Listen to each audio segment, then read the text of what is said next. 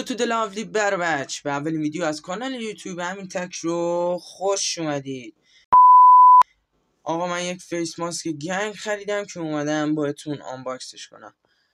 من چند روز پیش رفتم بازار و داشتم میگشتم که یک مغازه اکسسوری فروشی رو پیدا کردم، الف اکسسوری، که بعد دیدم فیس ماسک داره. جدی میفرمایی؟ بعد رفتم خریدمشو. همونطور که میبینید خیلی ساده، قشنگ ساده گرفتم، طرفدار نگرفتم. از این الانم میزنم روی صورتم.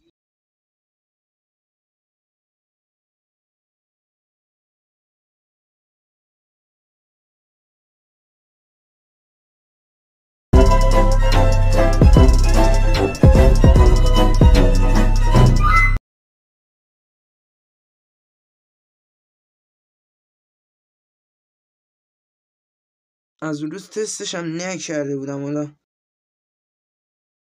وایسید این لبهاش هم تا بزنم تو که معلوم نشه.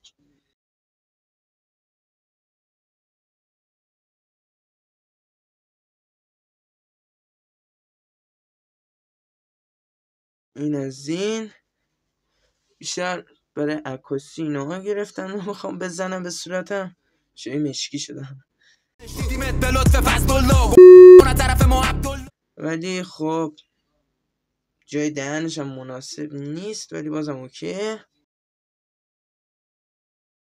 مرسی که تا آخرین ویدیو با من همراه بودید. یادتون نره که کانال من رو سابسکرایب کنید، ویدیو منم حتما لایک کنید.